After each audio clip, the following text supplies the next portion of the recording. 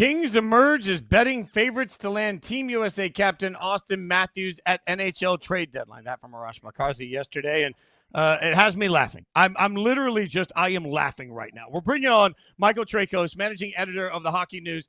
Michael, I'm going to paint a picture for you, all right? Last night, I'm at an AHL game. I'm at the Hartford Wolfpack game last night. I got a buddy that worked with me for years at ESPN sitting right in front of me, lifelong diehard Maple Leafs fan. And he turns around and he said, if you waste a second talking about Auston Matthews getting traded, I am going to fight you. Now, obviously, we didn't fight, but this just speaks to sort of how Toronto fans feel about this. I'm not sure where this got so much momentum. Do you see any situation where one of the best players in the world is suddenly shipped away from Toronto for this trade deadline?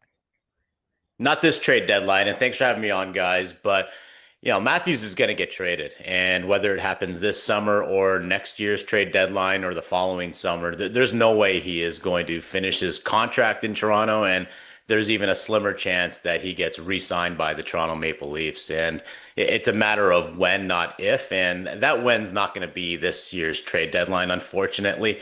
I think if you're the Toronto Maple Leafs, you're probably looking at some smaller fish that are going to get dealt. Guys like Scott Laughton, Brandon Carlo, maybe Oliver Ekman-Larsson, and maybe a Bobby McMahon. But, Auston Matthews has been a Toronto Maple Leaf for the better part of 10 years, and he hasn't advanced past the second round of the playoffs. That's not necessarily Auston Matthews' fault, but when you look around, or if I'm Auston Matthews looking around, this is a team that just lost Mitch Marner in the summer, that's going to miss the playoffs for the first time in Matthews' tenure in Toronto.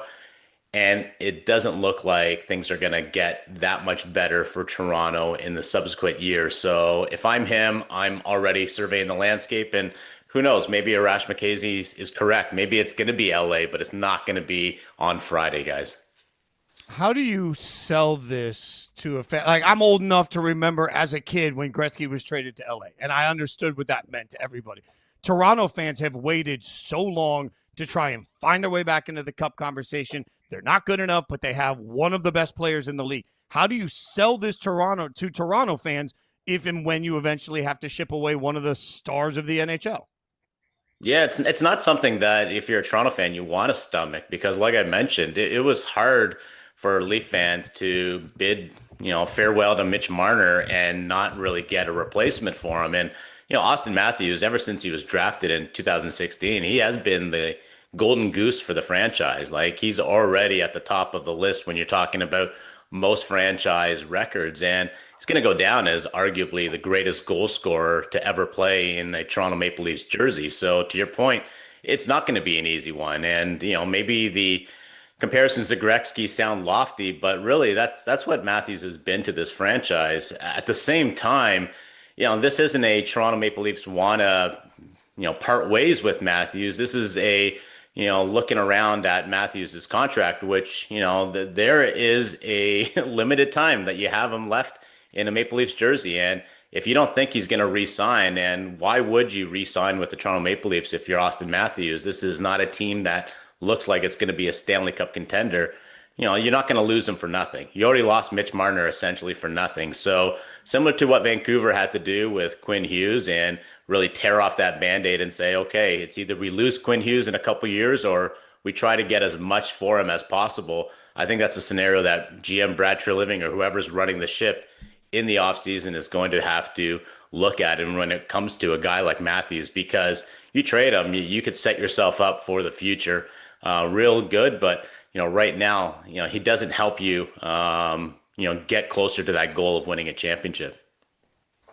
Michael, I'm not going to lie, you called us strong coming out of the gate there with that Auston Matthews take. And so I love it. That's exactly what we want to hear. But kind of spreading out on a little bit larger level from a journalistic perspective, how do you as an insider separate these kinds of stories from the ones that have some merit to them to the ones where someone's just trying to gain the prediction markets there? How do you find the nugget of truth, and how do you throw out the garbage as an insider?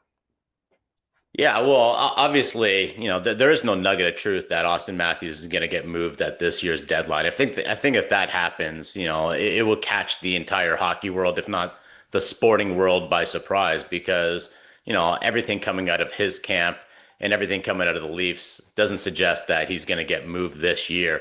But when you're just looking ahead and you're kind of surveying the landscape, and we haven't heard of anything where Auston Matthews has flat out said, I'm not going to sign, but, you read the tea leaves, guys, and it doesn't take a hockey, expert to see that this Toronto Maple Leafs team is not going to be positioned to be a Stanley Cup threat next season.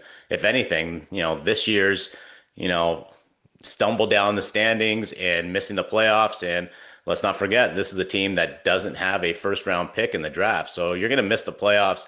You're not going to get a first round pick. And next year, you're not looking like, this is a team that's going to be able to take that step where you faltered this year. So, what are we looking at here? Matthews has got another couple years on his contract. Why would you think that, this is a guy that's going to re-sign? He came back from the Olympics, guys, and, this is a guy who captained U.S. to a gold medal. And in his first game back in front of Toronto fans, he gets half booed, half cheered. He gets questioned about why he's visiting the White House. It doesn't take an expert to say, why the heck would this guy want to stay around? So, I'm not going out on a limb to say that, the Leafs are going to have to prepare for a future that doesn't include Auston Matthews. And, the question is, if that's the case, then what do? You try to get the most value for him.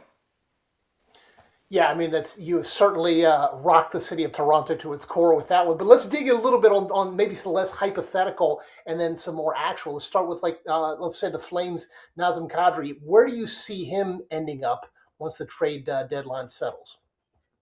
I think all signs are pointing to Colorado, guys. And, obviously Kadri was a part of that Colorado Avalanche team that won a championship, I think, back in 2022.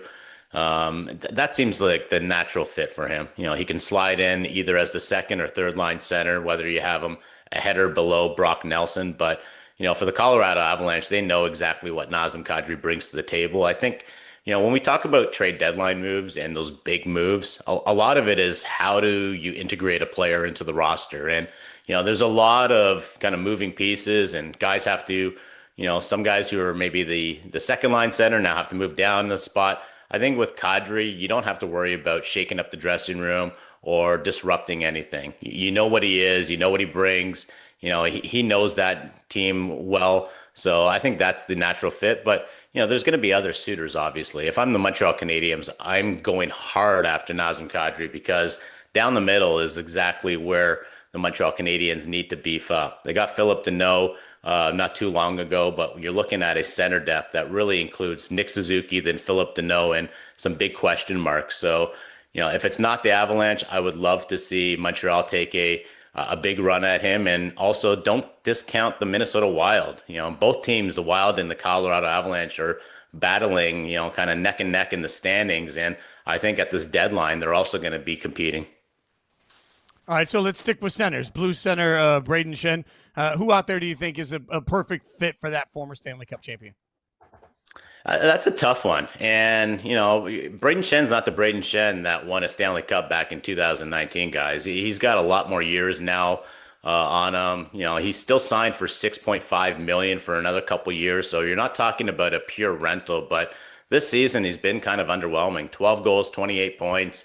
And that being said, in the right spot, in the right role, I think Brayden Schenn can be a perfect third line center for a team that's got Stanley Cup aspirations. And I think if you miss out on a guy like Nazem Kadri, I think Schenn might be the second guy that you're looking at. If not, we're going to talk about Vincent Trocheck, but there's a number of centers out there right now, and it's almost like it's like dominoes falling. You miss out on Kadri, all right, you get Brayden Schenn. You miss out on Schenn, all right, who's the next guy up? All right, so let's keep some of those dominoes moving here. Sticking with St. Louis, Robert Thomas, Colton Parayko, both of them in trade discussions. Where do you see those two ending up, if anywhere?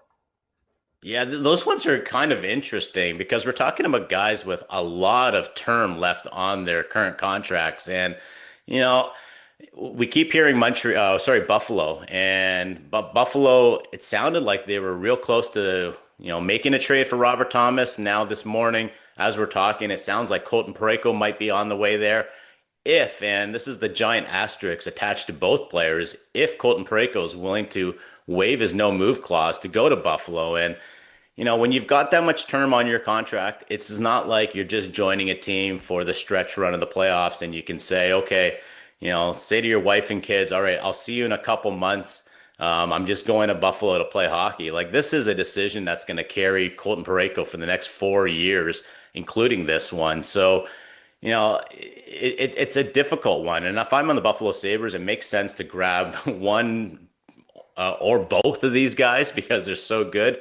Parayko would add a lot to their defense. Obviously, that's already a deep defense with Rasmus Dahlin and Owen Power. It's a big defense as well. And Parayko's obviously not a small-sized defenseman by any stretch of the imagination. So if Buffalo gets them, and I really hope they do, they're 2 points out of the first place, just back of the Tampa Bay Lightning by 2 points for top spot in the Atlantic.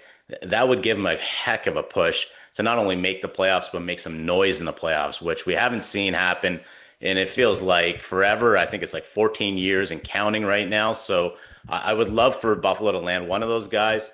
It's just a matter of, are those guys willing to spend the next, few years in a city like Buffalo, which, I don't know where you guys are from, but Buffalo is a sneaky good hockey market. There's a reason why a lot of NHLers end up retiring there. So it gets sort of a bad rap around the league, kind of jokes about it, but I had a great time covering hockey there. One of the strongest NHL markets.